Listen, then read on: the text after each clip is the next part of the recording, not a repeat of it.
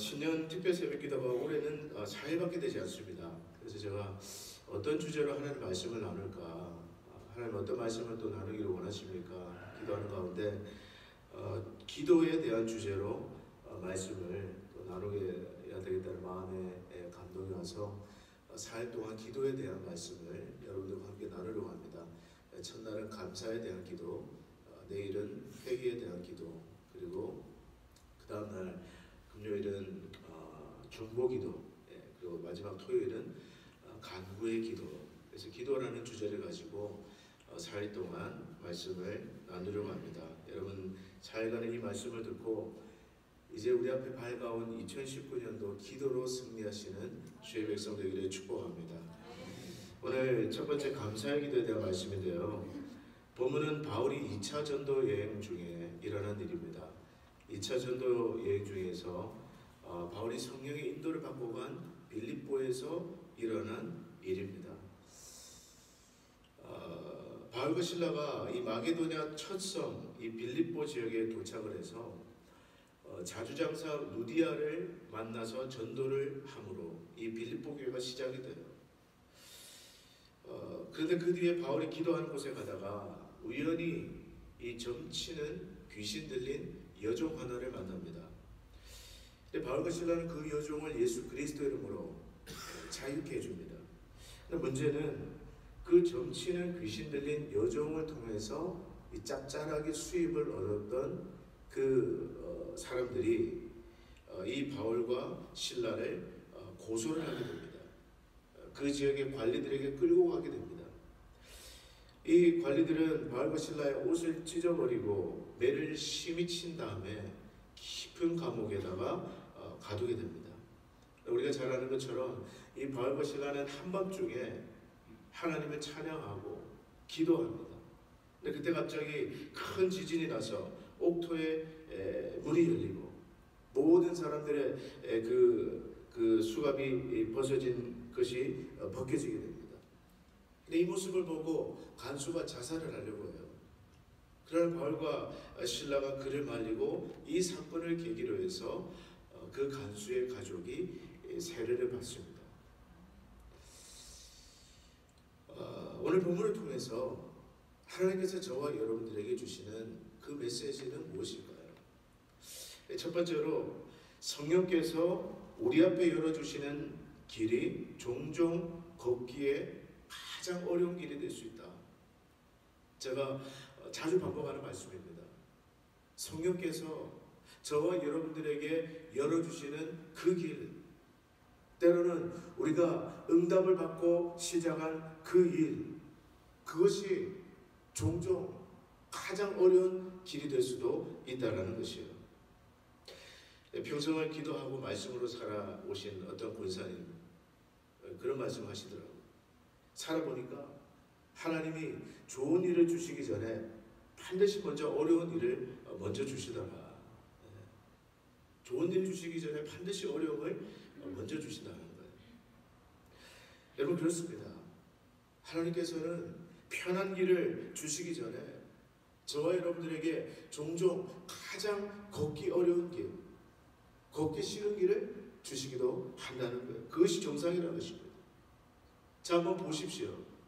오늘 여러분 바울이 이 빌립보로 가려고 한 것은 애초에 그의 뜻이 아니었습니다. 사도행전 16장에 보면요, 바울의 원래 계획은 아시아로 가는 것이었어요. 지금의 터키의 서쪽입니다. 그런데 성령께서 막으셨어요. 방향을 트셨습니다. 그리고 간 것이 바로 빌립보였어요. 이 빌립보 지역은 마게도니아 지역의 첫 성입니다. 터키에서 그리스도를 건너가면 멀지 않은 곳에 있습니다. 성령의 인도를 받고 간 곳, 기도의 응답을 받고 간 곳.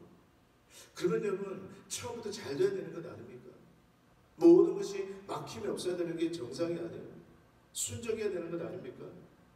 그런데 어떻습니까 여러분? 현실은 그렇지가 않아요.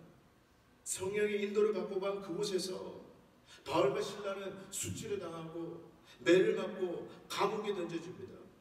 억울한 일을 당하게 돼요. 여러분, 바울의 경우에서 우리가 알 수 있는 것처럼 때로는 성령께서 저와 여러분 앞에 열어주시는 그 일이 종종 가장 어려운 일이 될 수도 있다는 것입니다. 이건 제 말이 아니라 영국의 유명한 강해 설교자 캠벨 몰간 목사님의 말이에요. 하나님께서 여러분들에게 열어주시는 그 길이 종종 걷기에는 가장 어려운 길이 될 수도 있습니다. 여러분 때문에 우리는 생각해야 돼요. 무엇입니까? 하나님의 인도를 받고 간 곳이라고 해서 거기에 문제가 없겠지? 아닙니다. 하나님의 인도를 받고 간 직장, 하나님의 인도를 받고 시작한 사업, 하나님의 인도를 받고 한 결혼, 하나님의 인도를 받고 간 교회, 하나님의 인도를 받고 시작한 사역일지라도 얼마든지 저와 여러분들에게 고통을 줄 수도 있다는 거예요. 힘들게 할 수도 있다는 것입니다. 어려움을 줄 수도 있습니다. 근데 우리에게는 어떤 경향이 있느냐? 응답을 받았기 때문에 쉬울 것이다. 내가 한 이 일은 그것이 뭐 결혼이든 사업이든 무엇이든 하나님의 인도를 받았기 때문에 쉬울 것이다. 이렇게 착각하는 경향이 있을 수 있다는 거예요. 여러분, 미국에 어떻게 오셨습니까? 여기 계신 저와 여러분들은 다 이민자입니다. 여러분, 이민 올 때 기도하고 오셨죠? 물론 여기 와서 예수 믿는 분도 있지만, 그러나 여러분, 정말 이민 올 때 본토 친척 아비 집을 떠나 내가 내게 지시할 땅으로 가라, 그 태평양을 건너는 비행기 안에서 정말 기도 한번 하지 않고 오신 분이 있을까요? 내 앞에 어떤 일이 펼쳐질지 모르는데 물도 낯설고 언어도 다른 그곳에서 과연 나와 내 가족 하나님 인도해 주시옵소서. 저도 정말 1년을 기도했습니다. 하나님의 뜻이라면 하나님 길을 열어주십시오. 그러나 하나님의 뜻이 아니라면 미국이 천국보다 좋은 것이라도 하나님 막아주세요. 1년을 기도했어요. 하나님께서 말씀으로 응답해 주셔서, 그리고 사인도 주시고 환경도 열어주시고 마치 눈앞에 홍해가 쫙 하고 갈라지듯이 돕는 자도 붙여주시고, 죄송한 표현이지만, 죄송한 말씀이지만 정말 뭐 비행기표도 막 채워주시고요. 어떤 분을 통해서 여행사 하시는 어떤 집사님, 정말 모든 것을 다 완벽하게 하나님이 하셨다라고 말할 수밖에 없는 그러한 인도를 받고 왔습니다. 그런데 하나님의 인도를 받고 시작한 이민 생활, 여러분 어떠세요? 쉽습니까? 편안하세요? 아니죠, 여러분. 그렇지 않습니다. 아무리 하나님의 응답을 받고 시작한 이민 생활이라도 이 길은 꽃길이 아니에요, 여러분. 이민자의 생활은 절대로 녹록하지 않습니다. 근데 그럴 때 우리는 당황해요. 내가 하나님의 음성을 잘못 들었나? 혼돈합니다. 이거 분명히 하나님께 기도하고 응답받고 시작한 일인데 쉽지 않아요. 그러나 여러분, 그것이 정상입니다. 그 이상하게 생각하지 마세요. 그게 정상이에요. 예수님께서도 하나님의 보내심을 받아 이 땅에 오셨습니다. 그분이 마귀의 인도를 받고 온 거 아니에요, 여러분. 하나님께서 보냄을 받아 이 땅에 오셨지만 예수님께서 걸어가신 그 길은 절대로 꽃길이 아니었어요. 십자가의 길, 가시밭 길. 오늘 바울도 마찬가지입니다. 성령의 인도를 받고, 야, 거기가 아니야, 이쪽이야. 그래서 방향을 틀어서 마게도니아 첫성 빌립보에 도착했지만 지금 여기서 바울이 경험한 것은 수치와 고난과 시련입니다. 제가 우리 교회 담임 목회자로 섬기면서 저는 어떤 한 가지 분명한 확신이 있습니다. 그 확신이 뭐냐? 저를 이곳에 보내신 분은 하나님이시다. 누가 뭐래도 저에게는 변함없는 확신이 있습니다. 우리 교회에서 살아가게 된 것, 이건 하나님이 저에게 열어주신 길입니다. 저는 리노에 응답받고 왔어요. 리노 올 때도 그렇게 기도했습니다. 물론 단임 목회 정말 해보고 싶었죠. 근데 금식하면서 기도할 때 하나님, 이 길이 하나님이 열어주시는 길이면 가게 해주십시오. 그러나 하나님의 열어주시는 길이 아니면 하나님 막아주세요. 저는 약간 좀 야갔어요. 그래서 고생하고 싶지가 않은 거예요. 하나님이 기뻐하시는 길이 아닌데 내가 막 억지로 가서 당하지 않아도 될 그 고난을 당하고 싶지 않은 거예요. 그래서 저는 그렇게 기도했습니다. 하나님의 뜻이면 열어주십시오. 그러나 하나님의 뜻이 아니면 막아주세요. 금식하면서 하나님께서 열어주셨어요. 말씀도 미리 주시고 준비하는 모든 과정 속에 여러 가지 사인을 주셨습니다. 자, 그래서 우리 리노한지 장학에서 시작한 이 목회 쉬울까요? 어려울까요? 자주 감사하지만 정말 저는 감사해요. 우리 하나님께 감사하고 우리 성도님들께 감사하고 정말 자주 저는 감사한 마음을 느끼지만 동시에 자주 목회가 쉽지 않구나. 좀 그래 보이지 않습니까?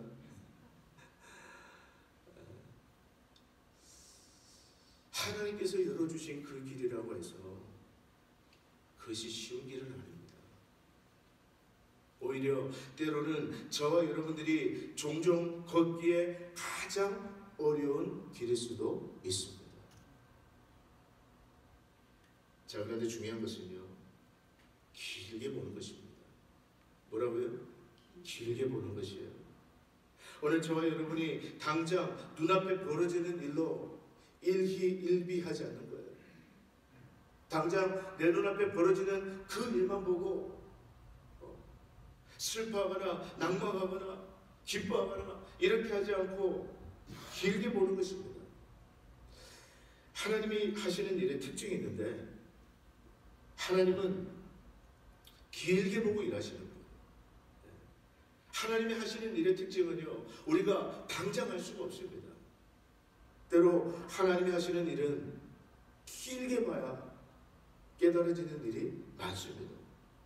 어떤 경우에는요, 저와 여러분들이 이 땅에 사는 동안 절대로 알 수 없는 것도 있어요. 하나님이 왜 그렇게 하셨는지, 하나님이 왜 그 일을 행하시는지. 그래서 C.S. 루이스 같은 사람은 그런 말을 했습니다. 우리들이 천국에 갔을 때, 천국에서 눈을 떴을 때 우리 입에서 가장 먼저 튀어나올 단어가 있다면 그것은 아하일 것이다. 무슨 말이에요?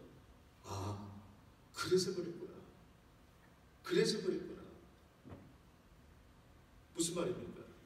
하나님이 하시는 일 가운데 어떤 것은 우리가 이 땅에 살면서 절대로 깨달을 수 없을 수도 있다는 뜻입니다. 왜? 하나님은 길게 보시고 하나님과 우리와의 어떤 시간 프레임이 다릅니다. 때문에 오늘 우리에게 필요한 것은요, 길게 보는 것이에요. 믿음은 다른 것이 아닙니다. 믿음은 오래 보는 것입니다. 길게 보는 것이에요. 끝까지 포기하지 않고 하나님의 역사를 기다리는 것, 그것이 바로 믿음입니다. 바울과 실라가 지금 매를 맞고 억울하게 지금 감옥에 갇혔지만 하나님께서는 마지막에 상황을 역전시켜 주시는데요. 하나님의 역사는 초저녁이 아니라 오늘 말씀에 보면 한밤중에 모두가 잠든 밤중에 하나님은 그때 역사하셨습니다. 때문에 여러분 결과적으로만 보면 이 바울이 매를 맞고 감옥에 갇힌 이 억울한 일을 통해서 개인적으로는 정말 억울하고 답답하고 불평이 나오고 원망이 나오는 그런 일이지만 이 일을 통해서 간수와 그의 가족이 회심을 하고 그 빌립보 지역에 교회가 세워지는 계기가 된 것입니다. 저는 가봤어요. 이 빌립보 지역. 우리 성도님들 모시고 이 터키 그리스 한번 꼭 제가 가려고 합니다만, 사랑하는 성도 여러분, 오늘 2019년 새해 여러분 앞에 어떤 일이 벌어진다 할지라도 그 일을 가지고 불평하거나 원망에 빠지지 않겠다고 결심하시기 바랍니다. 당장 내 눈앞에 이건 아니야 하는 그 일도 끝까지 말씀을 붙들고 기도하다 보면 하나님 반드시 마지막에 그것을 역전시켜 주십니다. 중요한 것은 저와 여러분이 포기하지 않는 거예요.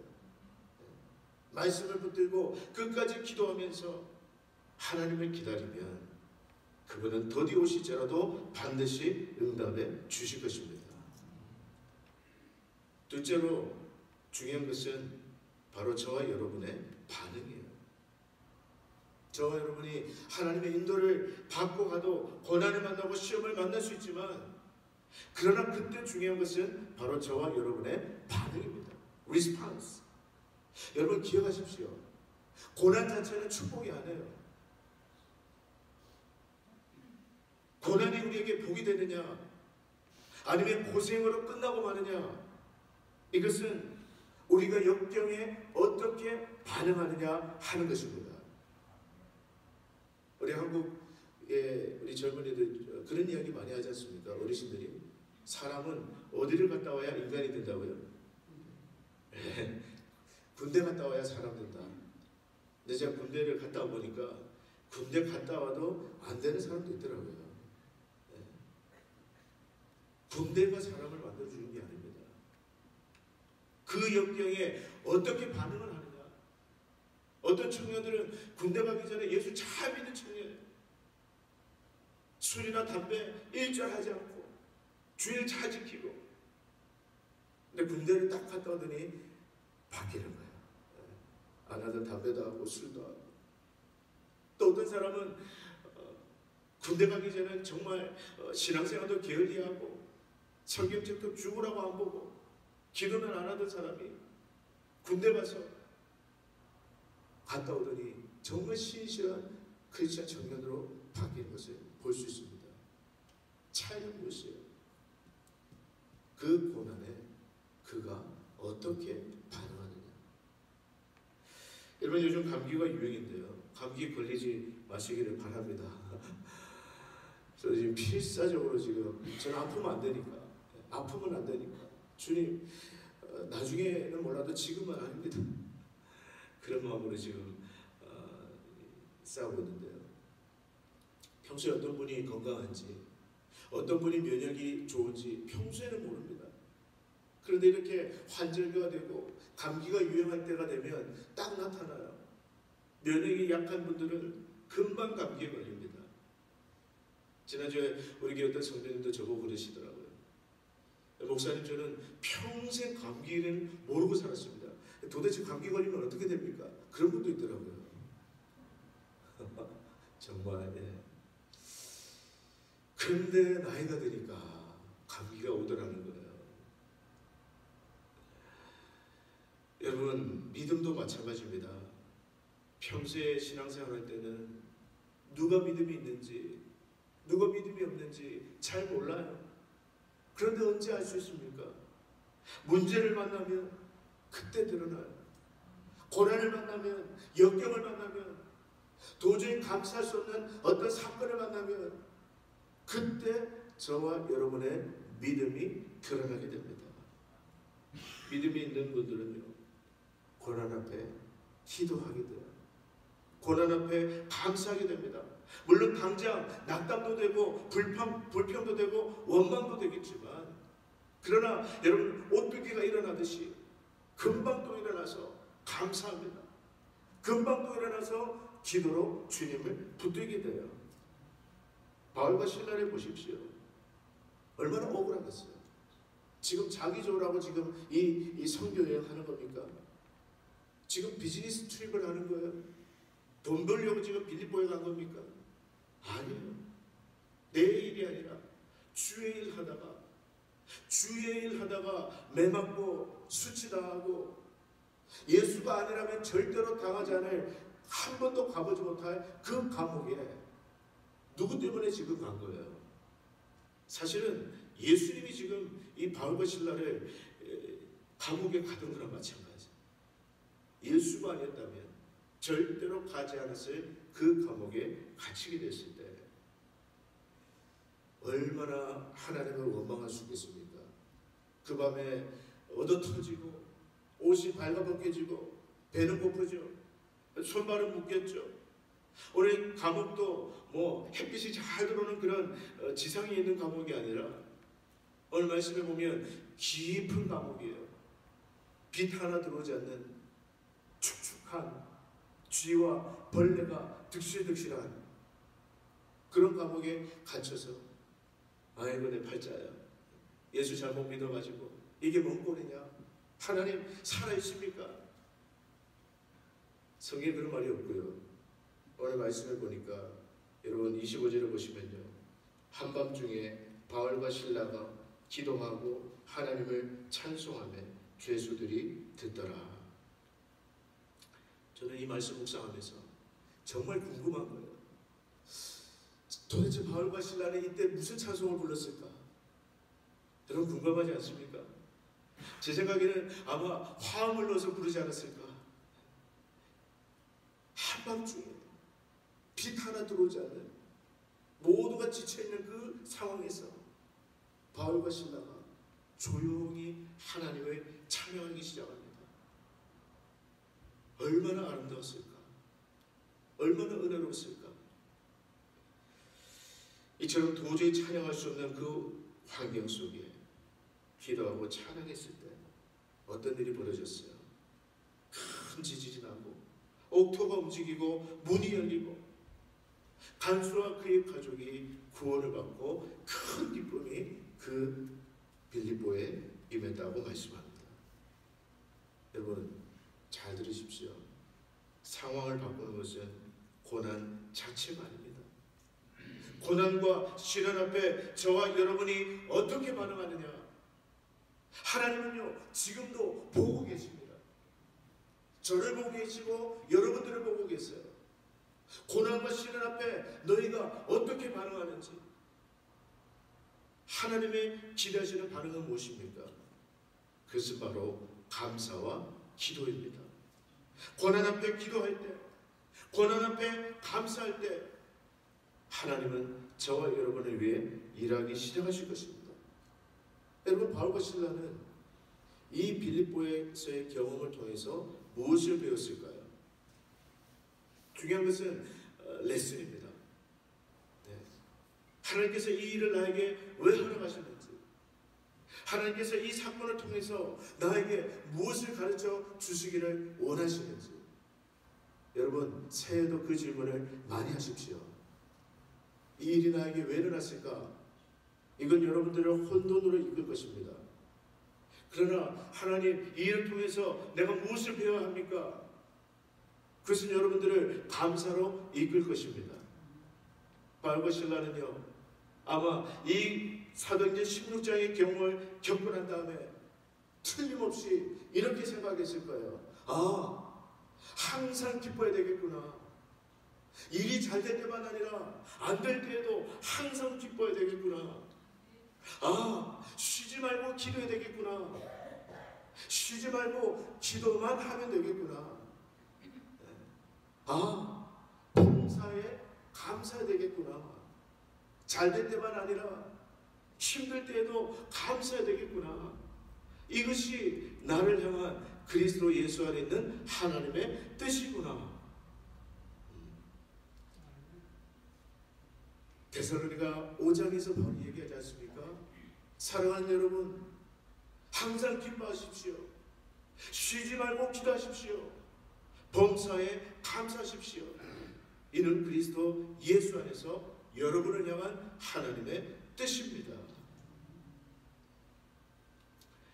올 새해도 여러분 주 예수 그리스도 안에서 성장하시기를 바랍니다.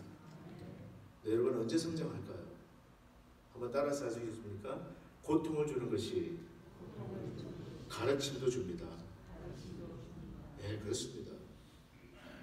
사실은요, 우리는 고통당하기를 원하지 않아요. 고통을 주는 사람, 오늘 우리의 마음을 힘들게 하는 사건, 누구도 원하지 않습니다. 그러나 여러분, 고통을 주는 그것이 저와 여러분들에게 가르침도 줍니다. 고통을 주는 그 사람, 고통을 주는 그 사건, 그것을 통해서 저와 여러분들이 하나님께서 우리에게 가르쳐 주시기를 원하시는 그 레슨을 캐치할 때, 그것이 저와 여러분들을 성장하게 만듭니다. 때문에 여러분, 감사는요, 미리 땡겨 쓰는 겁니다. 돈은 미리 땡겨 쓰면 안 됩니다. 그러나 감사는 미리 땡겨서 하는 거예요. 2019년 새해에도 여러분 쉽지 않을지도 모릅니다. 그러나 미리 감사하십시오. 모든 일이 합력해서 선이 될 줄 알고 미리 감사하십시오. 고통을 주는 그 일을 통해서도 하나님, 내가 그리스도 안에서 더 견고해질 줄 믿습니다.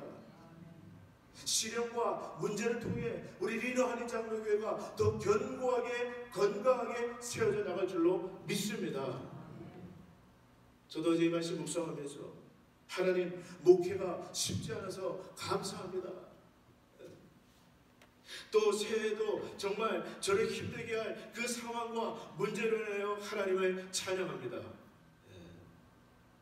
왜냐하면 고통을 주는 그것이 저에게 가르침도 주기 때문에 그렇습니다. 오늘 2019년 새해 우리는 어떤 의미에서 선물을 받은 거예요. 산다는 것은 선물을 받은 것입니다. 오늘 하나님께서 저와 여러분들에게 이 새해를 선물로 주셨습니다. 이 새해 좋은 일, 감사한 일, 그것만 있지 않습니다. 반드시 저와 여러분들을 힘들게 하고 지치게 하고 우리가 정말 감사할 수 없게 만드는 그러한 일도 있을지도 모릅니다. 그러나 그 모든 일을 통하여 우리를 위해서 일하실 하나님을 기억하며 감사하시기를 바랍니다. 우리가 만나는 모든 사건, 우리가 만나는 모든 사람, 모든 삶의 기회를 기도의 기회로 삼으십시오. 그러면 반드시 이 한 해도 하나님을 경험하게 될 줄로 믿습니다. 그리고 우리는 그 은혜 안에서 하나님 안에서 성장하게 될 줄로 믿습니다. 그러한 은혜가 오늘 예배드리는 저와 여러분 모두에게 충만하시기를 주의 이름으로 축복합니다. 기도하겠습니다. 우리 함께자로 축복합니다. 인사하겠습니다. 축복합니다. 예, 축복합니다. 예, 축복합니다. 한 번 더 인사할까요? 새해 복 많이 받으십시오. 예, 새해 복 많이 받으시고요. 또 한 번만 더 인사하겠습니다. 새해 복 많이 나누십시오. 예, 복 많이 나누십시오. 복 받는 것도 중요하지만 나누는 것이 더 중요합니다. 여러분 모두에게 하나님의 은혜가 이 아침에 함께하기를 축복합니다. 오늘 우리가 읽은 이 시편 51장의 배경은 사무엘하 11장입니다. 다윗이 자신의 충직한 부하 우리아를 죽이고 그 아내 밧세바와 동침한 죄가 밝혀진 후에 선지자 나단이 책망하는 것을 듣고 회개하면서 부른 노래가 시편 51장입니다. 사실 이 다윗은요, 정말 엄청난 죄를 지은 거예요. 정말 하나님 보시기에 지어서는 안 될 악한 죄를 지었습니다. 어떤 죄입니까?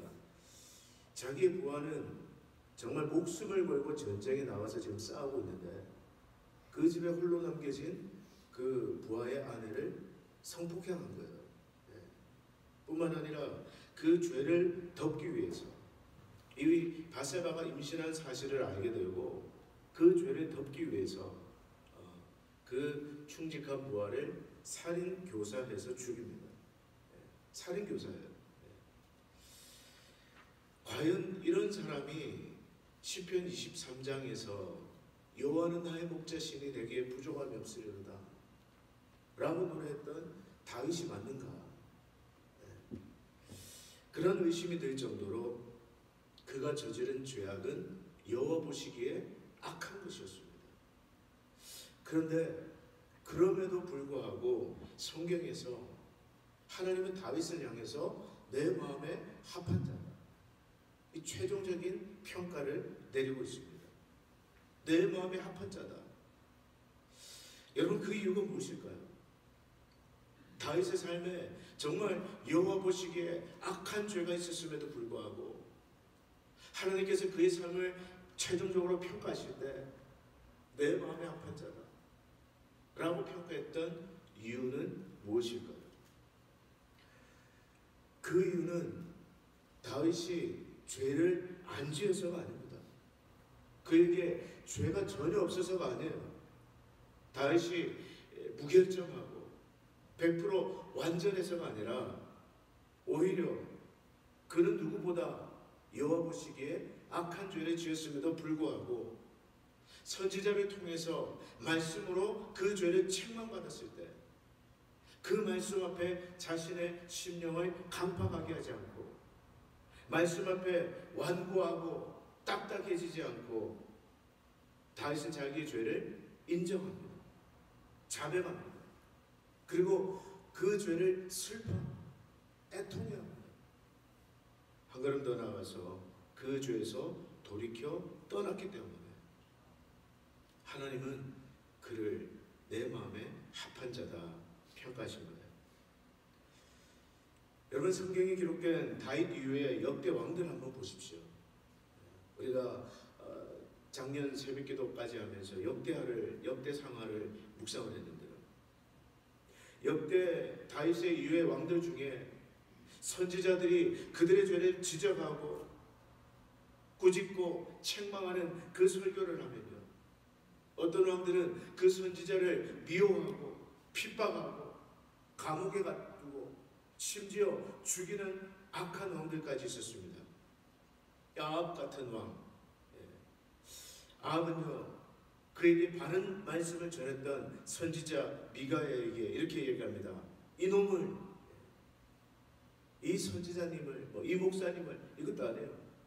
이놈을 옥에 가두고 내가 평안히 돌아올 때까지 고난의 떡을 먹게 하고 고난의 물을 마시게 하라. 교만한 거죠. 선지자가 전한 말씀이 틀려서가 아닙니다. 그 마음이 그 말씀을 듣기 싫은 거예요. 잠언 9장 8절에 보니까 거만한 자를 책망하지 말라. 그가 너를 미워할까 두려움이라. 지혜 있는 자를 책망하라. 그가 너를 사랑하리라. 선지자가 전한 말씀이 틀려서가 아니라 그 왕들이 교만했기 때문에 하나님의 말씀을 듣고도 회개하려고 하지 않았던 거예요. 그런데 여러분, 다윗은 달랐습니다.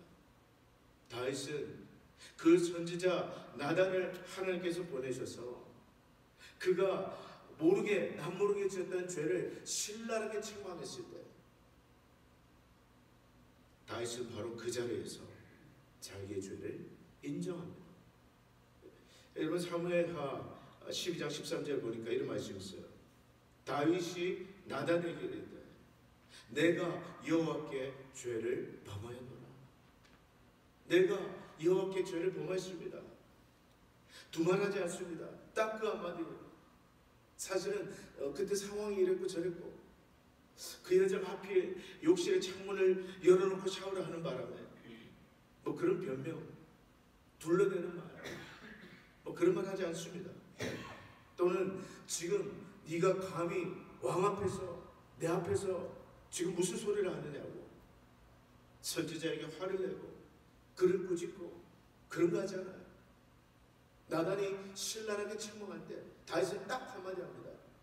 내가 여호와께 죄를 범하였노라. 그리고 오늘 우리가 시편 51장에서 보는 바와 같이 그는 정말 자신의 죄를 슬퍼하며 애통해하며 통곡하며 탄식하며 기도하고 있는 것입니다. 여러분, 오늘 우리가 이런 다윗의 모습을 통해서 무엇을 깨닫게 됩니까? 먼저는 죄를 짓지 않는 사람은 아무도 없다는 사실을 우리는 알 수 있습니다. 오늘 저를 비롯해서 이 자리에 앉아있는 여러분 가운데 죄 없는 사람은 아무도 없어요. 죄를 짓지 않는 사람은 아무도 없습니다. 아무리 하나님의 마음에 합했던 다윗도 연약하기 때문에 그의 삶에 죄를 짓습니다. 자신의 그 실존을 깨달으면서 다윗은 뭐라고 고백하느냐? 오늘 시편 5절에 보면 내가 죄악 중에서 출생하였으며 어머니가 죄 중에서 나를 잉태하였나이다. 무슨 말이에요? 날 때부터 죄인이라는 뜻입니다. 이것을 바울은 로마서 3장 23절에서 이렇게 말하는데요. 모든 사람이 죄를 범하였으며 하나님의 영광에 이르지 못하였다. 무슨 뜻입니까? 모든 사람이 죄인이라는 거예요. 여러분, 마치 감기에 걸리지 않는 사람이 아무도 없는 거죠. 인간은 태어나는 순간부터 병과 함께 살아갑니다. 그렇지 않습니까? 어머니 모태에서 나오는 순간부터, 어떤 경우에는 어머니 모태에 있는 순간부터 병을 가지고 이 땅에 태어나요. 아무리 건강하다 해도 여러분들 돌아보면 적어도 한 가지 이상 병은 다 있습니다. 없으면 무좀이라도 있고요, 치질이라도 있고요, 엘러지라도 있고요. 어린아이도 종류는 다를 뿐이고 정도의 차이는 있을 뿐이지 각자가 연약한 죄, 쉽게 넘어지는 죄, 시기, 미움, 다툼, 질투, 거짓말, 탐심, 정욕, 음란, 분노, 게으름, 각자가 종류가 다를 뿐이지 자주 넘어지는 그 종류가 다르고 또 정도가 다를 뿐이지 오늘 저와 여러분은 각자 연약한 죄를 하나씩 달고 사는 존재들이에요. 동의되십니까? 때문에 신학자 레너드 스윗 목사님이 이렇게 말합니다. 우리 중 가장 낫다는 사람들도 저 사람 정말 나은 사람이야 라는 사람들도 처참하게 실패한다. 우리 중에 정말 저분은 달라, 저분은 정말 뭔가 달라, 경건해, 훌륭해, 대단해, 이런 사람들도요 처참하게 실패한다. 그것이 저와 여러분의 실존이라는 것입니다. 때문에 여러분, 우리에게는 좀 여유가 필요합니다. 서로를 바라보면서 또는 자기 자신에 대해서 우리는 좀 여유가 필요해요. 무슨 말이냐? 어떤 사람에 대해서 너무 지나친 기대, 너무 완벽한 기대, 그런 기대는 하지 않는 것이 좋습니다. 저분은 정말 훌륭해, 저분은 정말 대단한 분이야. 네. 그러면요 반드시 실망합니다. 반드시 실망합니다. 왜냐하면 우리 중에 가장 낫다는 사람들도 우리는 처참하게 실패할 수밖에 없는 연약한 존재들이기 때문에 그렇습니다. 때문에 여러분, 우리는 서로를 바라보면서 저분도 나와 같이 연약한 인간일 뿐이야, 은혜로 살아가는 존재일 뿐이야, 그렇게 생각하시기를 바랍니다. 네. 올해 그 100세가 된 철학자 김영석 교수님 아마 아실 거예요. 그분에게 누군가 질문을 했습니다. 박사님 보시기에 우리 한민족이 고쳐야 될, 시급하게 고쳐야 될 단점이 무엇이라고 생각합니까? 우리 한국 사람들이 시급하게 고쳐야 될 민족성 중에 하나가 있다면 그것이 무엇입니까? 이런 질문을 했어요. 그분이 뭐라고 대답했느냐? 여러 가지가 있겠지만 자기 생각에는 망설이지 않고 딱 한 가지를 지적할 수 있습니다. 그게 뭐냐? 절대주의적인 사고방식을 뒷받침하는 흑백 논리라는 거예요. 흑백 논리. 무슨 말입니까? 한국 사람은 뭐 아니면 뭐예요? 네. 잘 모르시나 봐요. 뭐 아니면 도. 네. 중간에 없다라는 거예요. 우익 아니면 좌익이고, 네. 흑 아니면 백이고, 이것이 어느 정도가 되야 되는데 이게 굉장히 지나치다는 거예요. 어떤 때는 막 피를 흘리면서 싸운다는 거예요. 그 흑백 논리. 선 아니면 악이고 내 편 아니면 네 편이고 이것이 너무 강하다는 거예요. 그래서 그것이 어떤 개인이나 지도자를 평가할 때도 그것이 나타나는데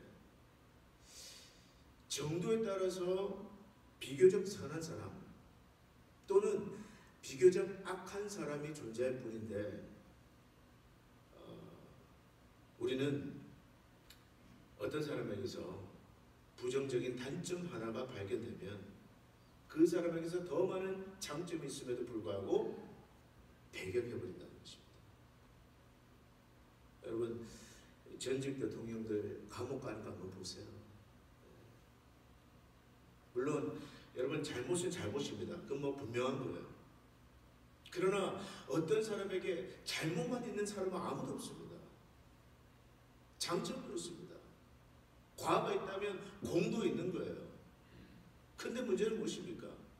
단점 하나 발견되면 모든 좋은 장점이 있음에도 불구하고 잘라버리는 거예요. 쫓아버리는 거예요. 여러분 안타깝지만 그것이 사실이에요. 여러분 우리는 기억해야 됩니다. 오늘 저와 여러분 가운데 한 점 흠없는 사람은 아무도 없습니다. 완벽한 사람은 아무도 없어요. 우리 중에 가장 낫다는 사람마저도 우리는 실패할 수밖에 없는 것이 저와 여러분들이에요. 또한 우리 중에 저 사람은 절대로 변화되지 않아, 개선될 여지가 없을 정도로 악한 사람이야, 그런 사람 아무도 없습니다. 정도의 차이만 있을 뿐이에요. 때문에 저 여러분들은 어떤 사람을 볼 때 장점을 볼 수 있어야 됩니다. 2019년도 새해에는 여러분 서로를 바라보면서 장점을 보시기를 축복합니다. 네, 장점을 보세요. 장점을 보세요. 부부 사이도 마찬가지예요. 여러분. 단점을 보기 시작하면 어떤 부부도 행복할 수가 없습니다. 제가 한 번씩 말씀드리지만 결혼 전에는 눈을 어떻게 해요? 크게 뜨고 결혼한 다음에는 어떻게 하라고요? 눈을 감으라. 반대로 하니까 불행한 거예요. 결혼 전에는 실눈을 뜨고 눈이 멀고 실명을 하고 결혼 후에는 그냥 막 돋보기를 가져다 대니까 막 이것도 지적 저것도 지적 마음에 드는 것 하나도 없고 불행한 거예요.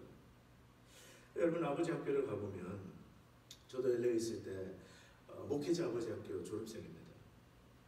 아버지 학교를 가보면 그 프로그램 중에 하나가 종이를 하나 딱 내줍니다. 그리고 그 종이에다가 자기의 아내의 장점을 20가지씩 적으시오. 한 1, 2, 3번까지 적다 보면 막 머리가 막 쥐어짜요. 지금 뭘 적어야 되나. 근데 자기 아내의 장점, 또 자기 자식들의 장점 쭉 적다가 보면 막 나중에는요 마음에 감동이 와요. 은혜가 돼요. 나중에는 막 그 아내를 불러가지고 이게 다 말하면 안 되는데 이거 아내를 불러가지고 막 발을 씻어주는데 그때는 막 눈물이 막 쏟아지는 거예요. 네. 올해 이제 우리가 어머니 학교를 이제 저희 교회가 하려고 합니다. 이제 저희 2019년도 사역 플랜 중에 하나가 어머니 학교를 하는데 우리 여성분들이 그러시더라고요. 왜 아버지 학교 먼저 하지 않냐고. 네, 차차 하게 됩니다. 여러분 기도해 주시고 중요한 것은 서로를 보면서 장점을 보라는 거예요. 장점. 자기 자신에 대해서도 마찬가지입니다. 여러분 혹시 여러분 가운데 정말 나는 실수하면 안 돼. 완벽해야 돼. 사실 그런 분들은요 참 무너지기가 쉽습니다. 오히려 더 잘 무너져요. 나무도요 틈이 있어야 불이 잘 탑니다. 건물도 틈이 있어야 오래 갑니다. 마찬가지로 왜 우리가 은혜를 받습니까? 틈이 있기 때문에 은혜를 받는 거예요. 저와 여러분들이 틈이 있기 때문에 예수 그리스도가 들어올 수 있는 여지가 생기는 거예요. 그래서 예수님이 뭐라고 하셨습니까? 건강한 자에게 의원이 쓸데가 없고 병든 자에게라야 의원이 필요한 것처럼 나는 의인을 부르러 온 것이 아니라 틈이 있는 죄인을 부르러 왔다고 말씀하신 겁니다. 때문에 여러분 연약한 것을 인정하십시오.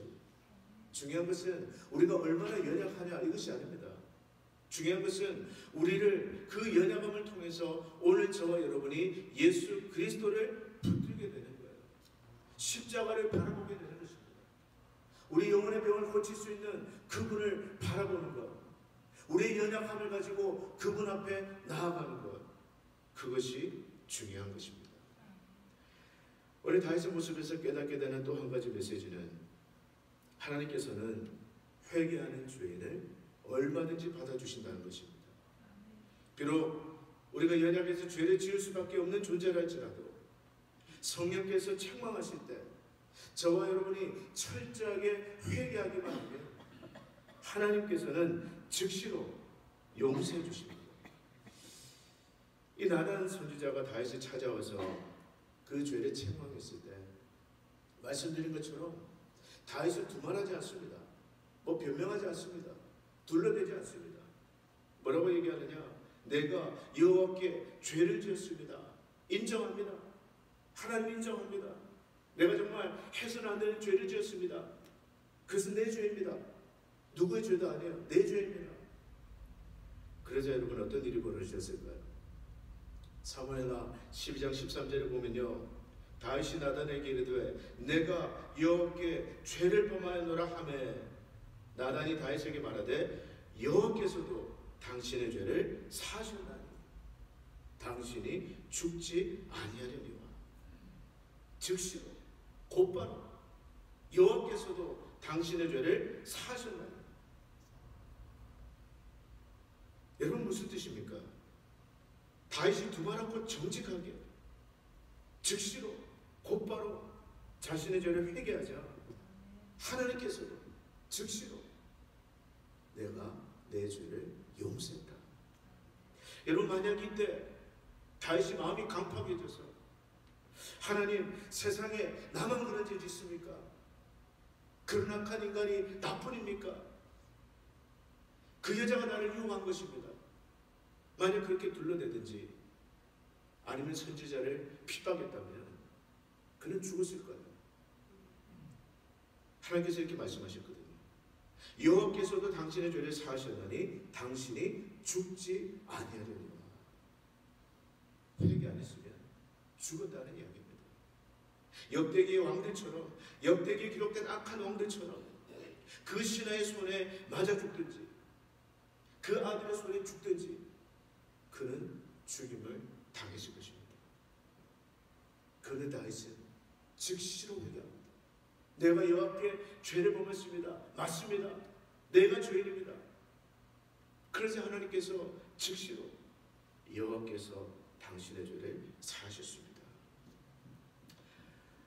여러분 회개는 이렇게 중요합니다. 사람들이 망하는 이유는요, 죄가 많아서가 아니에요. 여러분 잘 아셔야 됩니다. 인생이 망하는 이유는 죄가 많아서가 아닙니다. 죄가 있음에도 불구하고 회개하지 않기 때문에 하나님 앞에 망하게 되는 거예요. 회개하지 않아서 용서받지 못할 뿐이지 어떠한 죄를 할지라도 철저하게 회개하면, 다시 말해서 내 죄를 인정하고 자백하고 슬퍼하고 애통하고 그 죄에서 돌이켜 떠나기만 하면 하나님은 즉시로 용서해 주십니다. 뿐만 아니라 회개가 중요한 이유는 하나님께서는 죄 있는 자의 기도를 듣지 않기 때문입니다.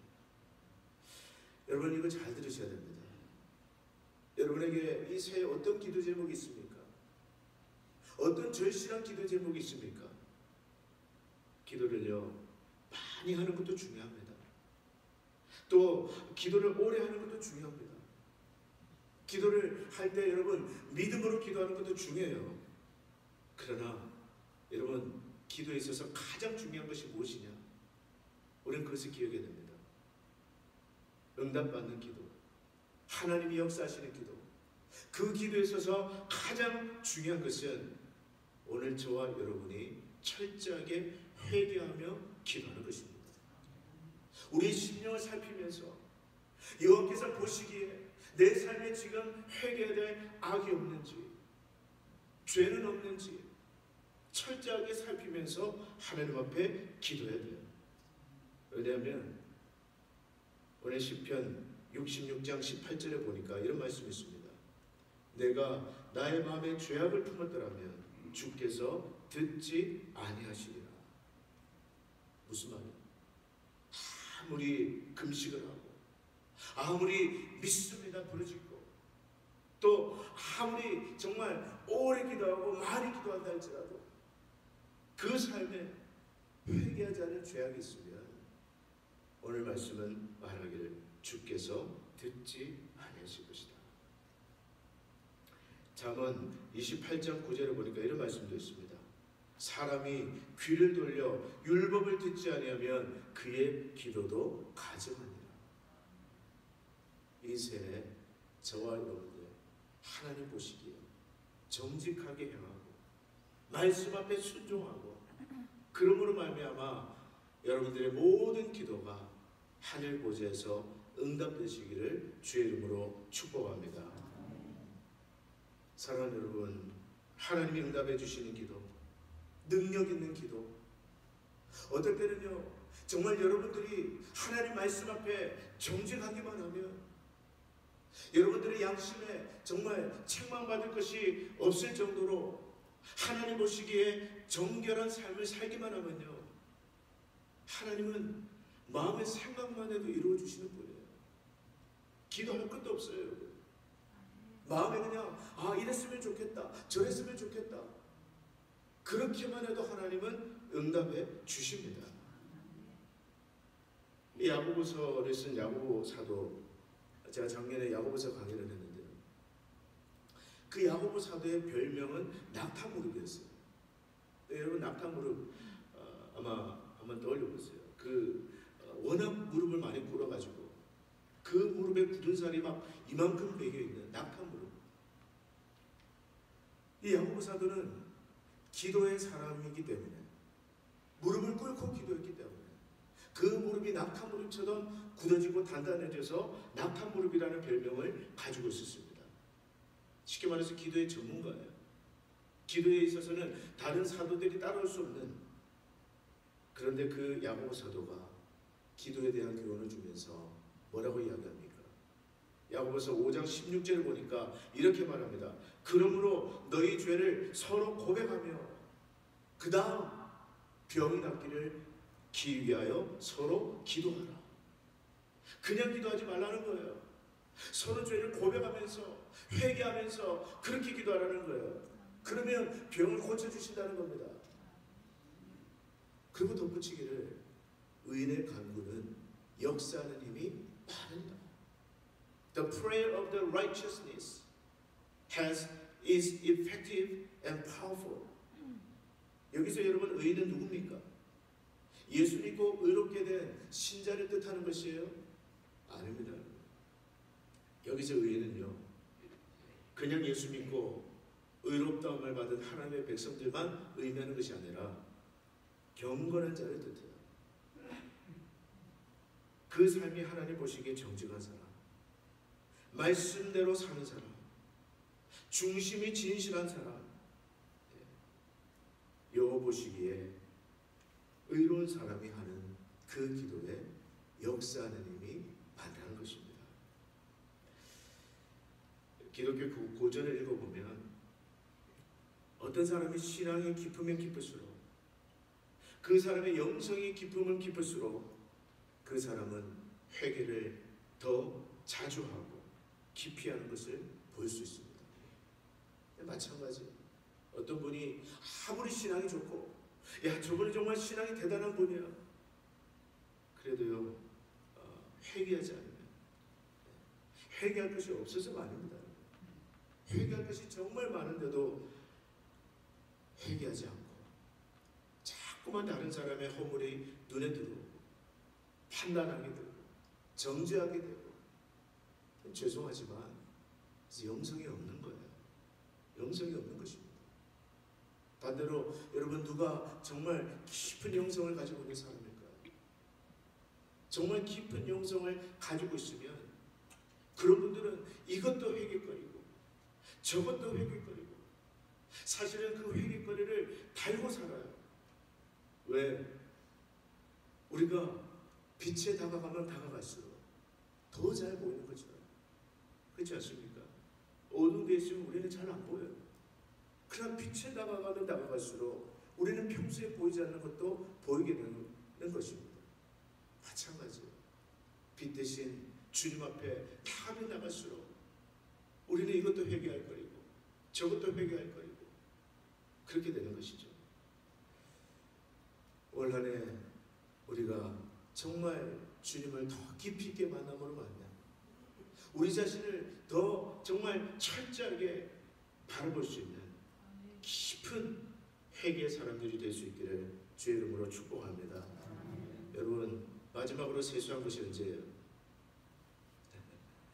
여러분, 마지막으로 양치질을 하신 것이 언제입니까? 저희 집에 사는 아들과 같이 이틀 전, 3일 전 그런 분은 아무도 없으시겠죠. 마지막으로 양치질하고 세수한 것 저는 오늘 아침입니다. 오늘 새벽에 일어나자마자 세수하고 양치질하고 머리 감고 나왔어요. 여러분들도 그러셨죠? 네, 여러분, 마지막으로 회개한 것은 언제입니까? 마지막으로 하나님 앞에 회개 기도한 건 언제예요? 네, 그러시면 잘한 거예요. 우리 몸의 더러움은 볼 줄 알면서 우리의 영혼의 때를 보지 못하는 그런 어리석은 자들 되지 않기를 축복합니다. 오늘 여러분 기도하기 전에 어제는 우리가 감사에 대한 기도를 나눴습니다. 그 기도의 순서입니다. 사실 이번 특세의 주제가 여러분 기도의 정석입니다. 수학의 정석이 있듯이 기도의 정석이에요. 하나님 앞에 나와서 가장 먼저 감사드리고 찬양하고 그 다음에 할 것은 회개의 기도입니다. 저와 여러분들 성령께서 깨닫게 해주시는 그 죄 성령께 비추어 달라고 기도하십시오. 나도 모르게 지은 죄 성령이여 오늘도 내 심령을 비추어 주시옵소서. 말과 입술로 범한 죄 행동과 또 생각으로 범한 죄 누구를 미워한 죄 음란하고 정욕으로 지은 죄 정직하지 못했던 죄 욕심 부렸던 죄 분노했던 죄 용서하지 못했던 죄 성령이여 깨닫게 하여 주시옵소서. 그리고 회개하기만 하면 자비로우시고 은혜로우신 하나님은 즉시로 곧바로 여러분들의 모든 죄를 용서해 주십니다. 뿐만 아니라 우리의 기도는 더 강력해집니다. 하나님이 즉시로 응답해 주세요. 그런 놀라운 기도의 축복을 받아 누리는 저와 여러분들 되시기를 축복합니다.